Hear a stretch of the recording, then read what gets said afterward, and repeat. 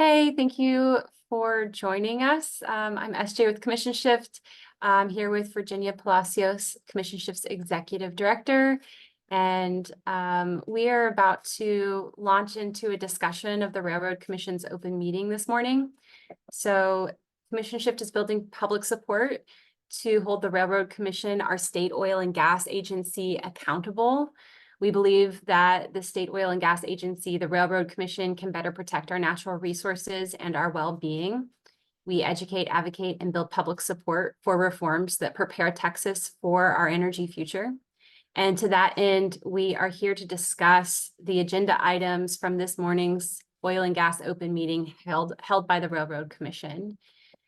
These open meetings are infamously short, and they have agenda items stretching into the hundreds. So in order to build transparency, we created a space to discuss and explain those meeting highlights and go into how those decisions in the meeting affect Texans across the state.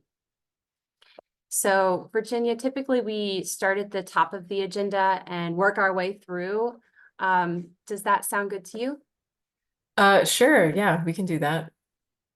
Awesome. Okay, so one of the things that we pulled out from the agenda this time were some items regarding flaring and severance tax exemptions. Can you explain a little bit about first just what is flaring and then what are these agenda items? Sure. So flaring is a process where the Railroad Commission allows oil and gas operators to burn natural gas that's produced from an oil or gas well site that the operators can't get to market. Sometimes flared gas has certain contaminants in it, so it's not marketable anyway. But a lot of times what we see is that this gas could get to market, but operators aren't going through the steps to get a pipeline in place early enough. And so they apply for what's called a flaring rule exception request from the Railroad Commission. So that just means that state law, state rules are restricting venting and flaring, but there's a loophole that allows operators to get a rule exception so that they can flare and vent more than what the rules would normally allow. And so what we saw on the agenda today is something that's kind of new. There was a bill passed in the last legislative session that it was called HB 591. And that bill will allow oil and gas operators to get an exemption from paying severance taxes on any gas that's produced from a gas well, as long as they get gas that was previously vented and flared to market. And so part of the problem with the way this law was constructed is that the Railroad Commission doesn't actually do a very good job of enforcing its venting and flaring rules already. And anytime that an oil and gas well operator comes to the Railroad Commission and asks for a flaring rule exception request or a flaring permit, the Railroad Commission pretty much grants it. And so there haven't been a lot of restrictions on venting and flaring in the state. So the situation that you run into that we saw on the agenda today was that you had an oil and gas well operator coming to the commission that newly took on a set of oil and gas wells that another operator had drilled. That older operator had been illegally venting and flaring that gas, and now the new operator decided to hook up a pipeline and is going to get tax exemptions for venting, for now selling that gas that would have otherwise been vented and flared. And so part of the problem with this is that you have no legitimate documentation of like how much gas was previously vented or flared. The other operator wasn't supposed to be doing it. So this sets up a precedent where operators could do this again. They could illegally vent or flare and then set up some other operator to be able to basically earn money by suddenly getting the gas to market. What's worse is that because the Railroad Commission's venting and flaring rules are so lax and they're allowing operators to get exceptions to the rule all the time, any operator that suddenly markets their gas, and many operators are doing this nowadays, could go and get a severance tax exemption. And so it actually like incentivizes operators not to put the pipeline in the first place, even if they could. Stop me if that's not making sense, SJ.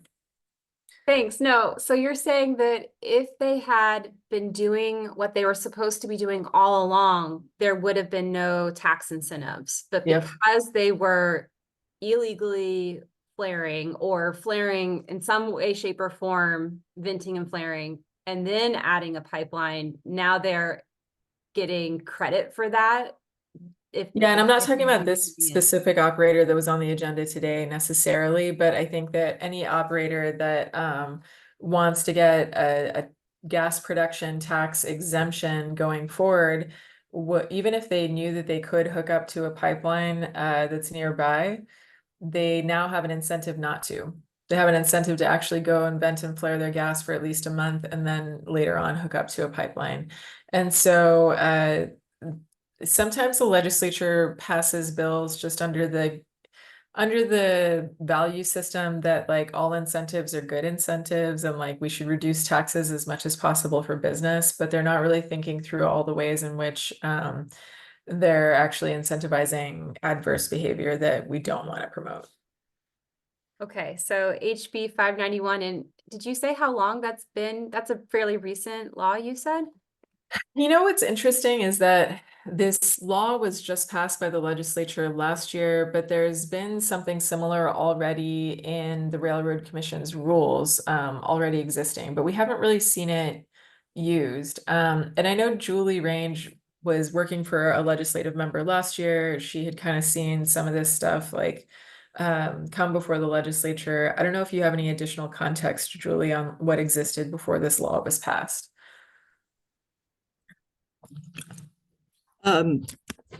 Hey, so I don't know. No, I don't have specific context, but I know that this was not in the rules before, and suddenly there was this proposal, and I didn't think it was a good idea whenever I saw it, but I yeah, I don't know how nobody else caught it, specifically the author. Yeah, and so I think it might have been something that was already in Railroad Commission rules, but they wanted to codify it in state law, and so that could have been what took place. But also that it hadn't really been utilized until it was codified in statute. So Yeah, I I don't think know now much we're about that. seeing the effects of that today with this agenda item and the decision that, so is there any specifics about this decision in this particular case that you want to point out? Yeah, I guess one thing that was interesting is that this is a case where staff actually recommended rejecting these flaring rule exception requests and the severance tax exemptions because they were concerned about the fact that like the operator that was asking for the tax exemption was not the original operator of record, and because this gas had been illegally vented and flared in the past. And so what happened at the last meeting was Commissioner Craddock actually recommended that staff take it back and rewrite the order. And so that is the privilege that the commissioners have, is like if they don't like the first assessment that staff brings their way, they can ask for a different proposed order and then approve it at another session, which is what they did today. Wow. All right, so moving through the agenda, we also saw that the monitoring and enforcement plan this year was passed and will be posted soon for us to read. This was a really different year for monitoring and enforcement. Virginia, could you walk us through what is the plan and why was this year kind of a standout year?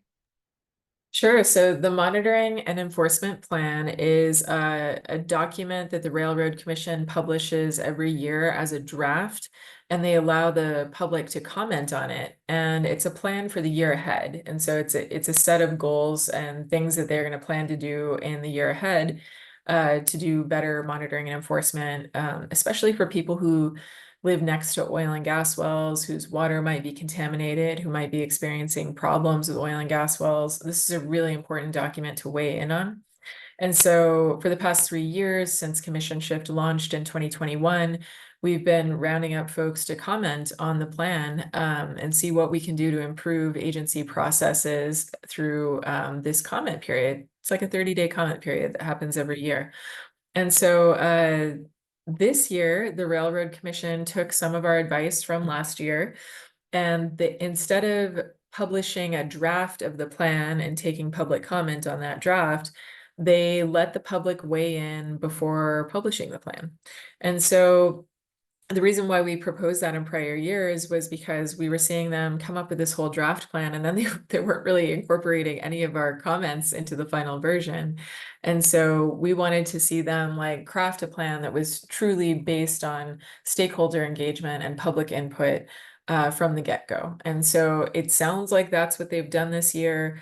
And so we still haven't seen the final plan. It should be published tomorrow, if not by the end of the day today, on their website. And so we will see what's in there and what they incorporated from our comments. We put out a sign-on letter. Over 150 people signed that sign-on letter, which I think is probably a record for the monitoring and enforcement plan. And we asked for a few different things. The first was more funds for monitoring and enforcement. The Railroad Commission has had a traditionally low ratio of inspectors to the number of wells or pipelines that they're supposed to monitor. And so we have, over 1,000 wells per Railroad Commission inspector. And that's just too many. It means that they can't get to every well every single year. And when unexpected things pop up, there's not always somebody on the ground to go take a look as quickly as we need them to. And so we also asked them to hire more staff to enforce inactive well plugging requirements. And so there's a whole body of like unplugged wells out there that still have active oil and gas well operators. And if those operators actually pay to plug their own wells, then we won't end up with as many orphaned wells in the future that the state has to pay to plug and clean up. And so we think that if the Railroad Commission has more enforcement staff looking at whether operators are in compliance with the rules, we can get ahead of that and prevent more orphan wells. Another thing that we asked for was better education on carbon dioxide for the public and first responders. And so carbon dioxide is a greenhouse gas that causes climate change. But right now, there's a huge effort at the federal level to have states like the Railroad Commission get authority to permit and regulate carbon dioxide injection wells. And so the idea is that power plants and other emitting sources of carbon dioxide will capture carbon dioxide and then inject it through a pipeline into an injection well. And so we actually think this is kind of a bad idea because Texas has done such a bad job overseeing other types of injection wells like wastewater disposal wells. And so we've seen a number of incidents in different states and in Texas related to carbon dioxide. And so we are concerned that if the Railroad Commission gets more authority over carbon dioxide injection wells, then we're going to see widespread, rapid commercial expansion throughout Texas of these types of injection wells and pipelines. And because they have specific risks that the public doesn't know about or doesn't know how to avoid, people could be more impacted. So we want to see more education for the public. We want to see more education for first responders there. A few other things that we wrote about in the monitoring and enforcement plan comments include legitimate public engagement. And so, we saw the Railroad Commission open in the past year an Office of Public Engagement, but we have not been able to get any meetings with the Office of Public Engagement. We also have seen that they've had some meetings in different cities, but there hasn't been any notice about those meetings for the public to be able to like show up and attend. And so we've also asked them to host public meetings in different cities throughout the state of Texas to discuss rulemakings that the Railroad Commission is proposing. And they have refused. And so we're not sure like what this Office of Public Engagement is really intended to do. It sort of seems to us right now that they're just going around promoting the industry instead of listening to the public and like the risks that the public is facing and the concerns that the public has and the ways that the public wants to engage with the rulemaking process, which is really important. And so we've come up with a lot of suggestions for the Railroad Commission to do meaningful public engagement. And we're hoping that they take some of those suggestions into account for their monitoring and enforcement plan. Lastly, we asked the commission to develop a plan to eliminate orphaned wells and sites that are older than 20 years. And so there's a lot the commission could do to analyze its current inactive well populations, make sure that active operators are plugging their own wells, and just evaluate like and project through time, like how many orphan wells do we think we'll have in the future based on like where things are going now and the kinds of trends that we see now. And so we want to see them, you know, planning in advance, understanding what resources they need to do better enforcement when it comes to well plugging, and making that public and available to the public. So those were a lot of really good concrete recommendations that were sent to staff at the Railroad Commission. I know we're all going to be really curious to see what actually makes it into the monitoring and enforcement plan. And I think this is a good time to plug that if you also want to see the monitoring and enforcement plan actually take on these improvements, join our Community Connect space. We've been talking with impacted folks, concerned Texans across the state. And if you want to see the Railroad Commission adopt these policies that would improve outcomes for all of us, definitely keep an eye out for that meeting space.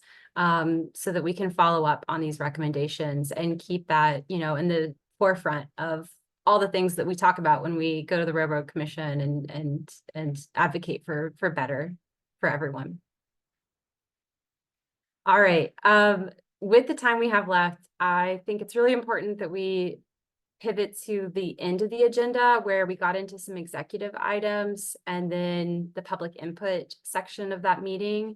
All of that is, a lot of it has to do with, you mentioned carbon sequestration, carbon capture, and injection wells. Can you tell us more about what the Railroad Commission is doing with injection wells and some of the public input exchanges that happened today?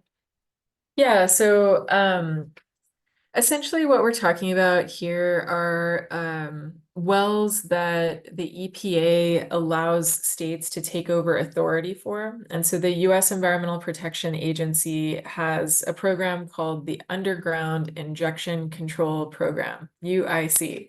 And I know this is like really wonky policy stuff, but the goal of that program is to allow for certain kinds of fluids, some of them hazardous, to be disposed of underground in these deep wells. And the goal of the program is to make sure that water aquifers remain safe from those chemicals. And so states that have what's called primacy to permit and regulate these injection wells are responsible for implementing rules that will protect groundwater. So there's like 6 different classes of wells under the UIC program. And the Railroad Commission already has authority to permit and oversee what are called Class 2 injection wells.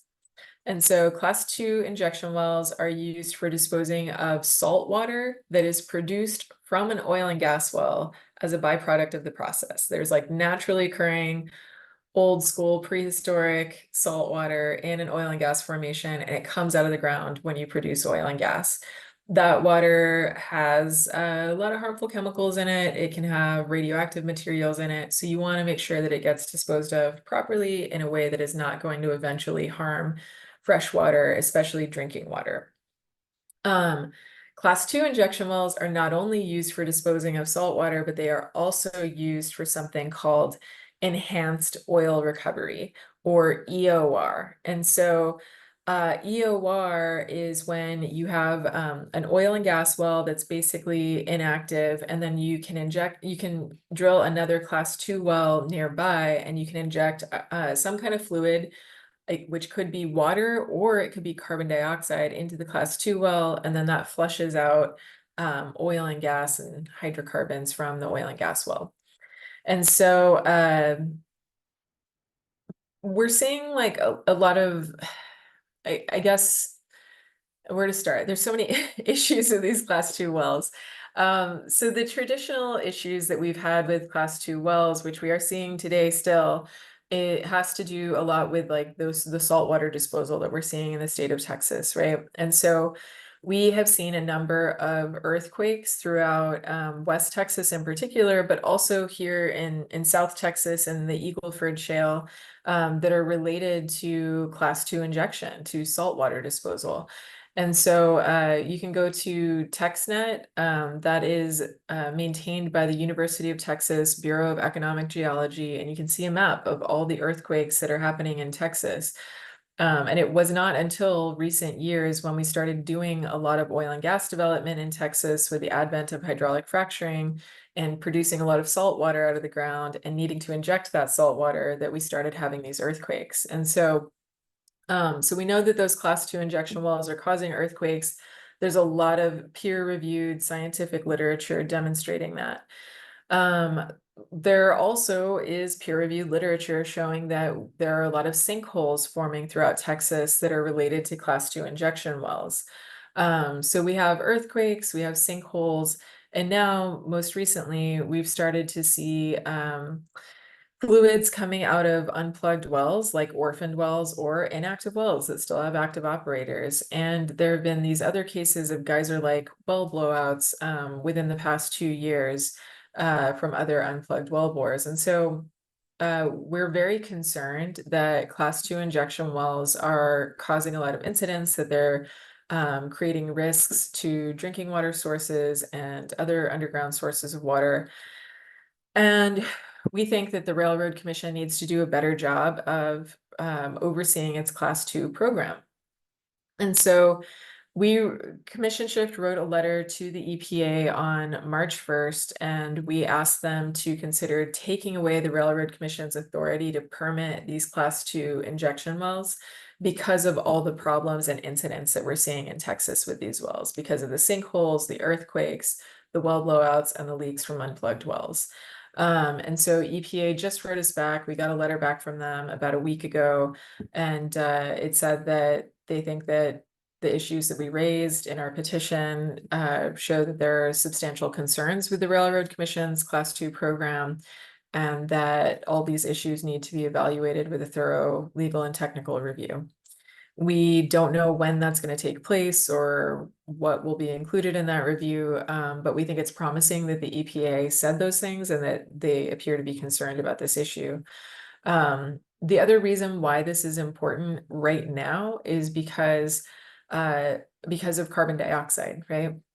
And so the federal government is allowing oil and gas companies to get tax credits for injecting carbon dioxide either into a class 2 well for enhanced oil recovery or into a new type of well called a class 6 well for long-term storage. And so part of the reason why the federal government is doing that is because they want to mitigate greenhouse gas emissions and they want to stop climate change. However, if you kind of do the math on how this works out, in a lot of cases, especially with class 2 enhanced oil recovery, you end up with more carbon dioxide emissions at the end of the day than you started with. And so some of the claims that we're hearing around climate mitigation seem a little dubious to us. There might be some cases in which using a class 6 long-term storage well for carbon dioxide injection does make sense for the climate, but it doesn't seem like we're there yet in terms of our trajectory with how to use this technology. And so we are very concerned that if the Railroad Commission gets class 6 primacy from the EPA for long-term storage carbon dioxide wells, we will see the same problems that we're seeing with the class 2 program. So I know that was a lot, SJ, so I'll pause. I'll see if I need to explain anything any better. No, I think that makes sense. So, I mean, basically what we're saying is that if the Railroad Commission has permitting authority over these new class 6 wells they're still injection wells, they're waste injection wells. In this case, carbon dioxide is the waste that is still getting pressurized and put under the earth, and that pressurized, the contents of that can create the same subsurface conditions that we're seeing already happening with the class 2 wells that has wastewater and other kinds of materials. So the connection seems strong, right? There is this compelling case that like the one can lead to the other. I'm wondering if maybe you want to talk about like what the railroad commissioners see their role as here, like with the permitting of these class 6 wells, and also how common are class 6 wells at this point? Do they even exist in Texas, or how many do, if there are? So class 6 wells are not common. In fact, they're the only class 6 wells in Texas are currently going through the permitting process, so they have not been drilled yet. And so until recently, there were only 2 operating class 6 wells in the United States. But in recent years, in the past like year and a half or so, different states have actually gotten primacy from the EPA to permit and regulate class 6 wells. And so I think some of those wells are starting to operate now. I'll need to get clarification from Paige later, who's our CCUS expert on staff. But this is a very new process. You know, there was a study done by IEFA showing that out of like 13 carbon capture and storage projects worldwide, most of the facilities had not really panned out to end up capturing the amount of carbon dioxide that they expected to capture, and the injection wells weren't working the way that we thought that they would. We're also hearing anecdotal stories from people out in the field where enhanced oil recovery has been taking place with carbon dioxide, saying that the carbon dioxide is just venting out of the wells. And so there's not a lot of controls to make sure that carbon dioxide is actually staying in the ground at these facilities. And what we're anticipating from the Railroad Commission is that because they don't believe that climate change is human caused, they will continue to allow leaks from either class 2 or class 6 wells. Right now, the Railroad Commission is also challenging the U.S. Environmental Protection Agency's methane rule, which would require operators to find and fix methane leaks. And so, you know, if they're not willing to find and fix leaks on their existing natural gas supply chain, why would they care if there's a safety issue or a climate issue with any leaks on the carbon dioxide supply chain?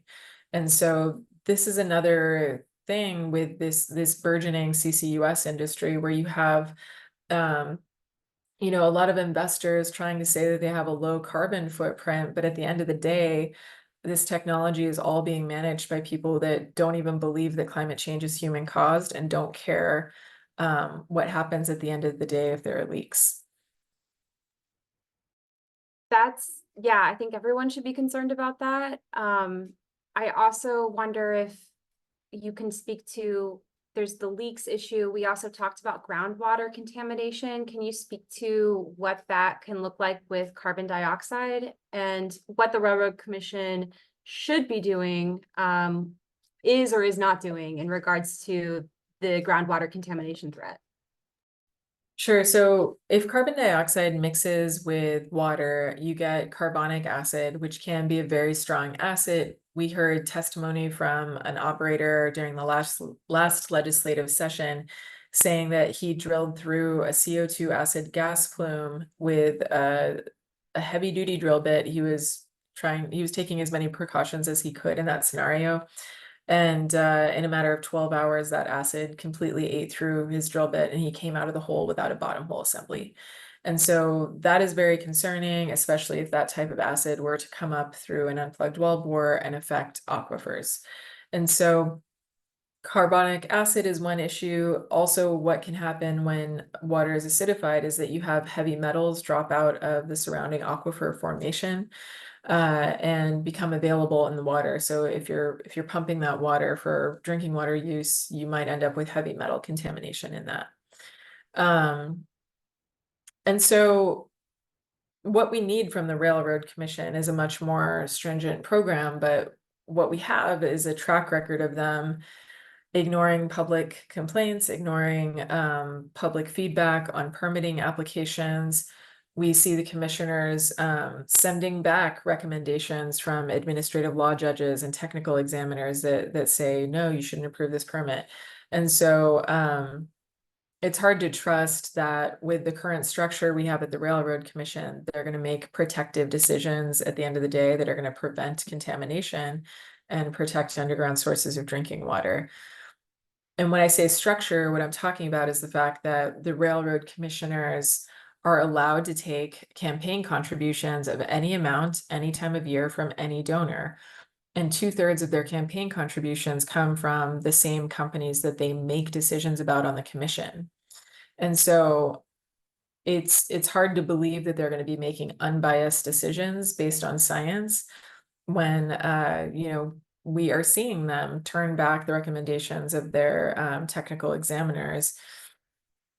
And they're not giving us any reasons why. They're not like really telling us like, oh, I think this is still going to be protective of groundwater for this and that reason. We're just not seeing that from them. And we also know that many of them have personal financial interests in the same companies they're making decisions about. We published a series of reports in 2021 called Captive Agency, where we looked at these personal financial interests and the campaign contributions. Commissioner Craddock, for example, has a lot of royalty interests. Her family owns a lot of minerals throughout the state of Texas. And one of the largest companies that are operating her family's royalty interests is Occidental Petroleum, which is one of the companies that is applying for a Class 6 carbon dioxide injection well permit right now. They also have some subsidiaries that have gone bankrupt and had orphan wells. And the company also has one of the highest counts of inactive wells on the inactive unplugged well list in Texas.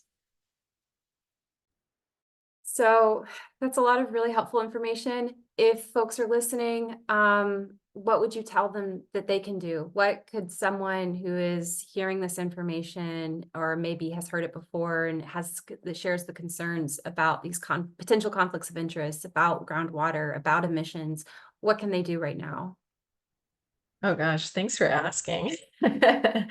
Well, you can definitely like follow us on all the social media, follow our email newsletter, sign up on our website, but also we do have a petition that we're trying to get people to sign right now to encourage the EPA not to grant primacy to the Railroad Commission for these Class 6 carbon dioxide injection wells. And so we need as many people as possible to sign that petition. But more importantly, we need folks to kind of like stay involved and follow us. We will have more opportunities for folks to engage in our Community Connect series, where you can engage with people in your community on these issues, help us spread the word about what the Railroad Commission even is, and how more people can get involved. And there will be more opportunities as the year progresses. Thanks. And I'll definitely drop the link to that petition where folks can see it, and do sign and share it because it is so important right now. Time is of the essence, I would say, to spread the word about this primacy application. So thank you. With that, our next open meeting, I was looking, is actually the Railroad Commission is hosting it on August 15th, which is a Thursday. It's kind of unusual for them. So look out for that open meeting. If you haven't signed up for reminders from us, we will send you the link to join the open meeting, as well as any links to join debriefs like this one. And you can find those reminders and what Virginia was talking about, the petition, the Community Connect, everything can be found on our website, commissionshift.org. And we're on social media at Commission Shift. So definitely check us out there. Stay tuned for the next open meeting in August. We'll be back covering the agenda for that. And thank you, Virginia, for walking us through everything that happened today. And thanks to some of our staff here joining us and listening in. And we'll see you next time. Thanks, SJ. Take care, y'all. Thanks. Bye, everyone.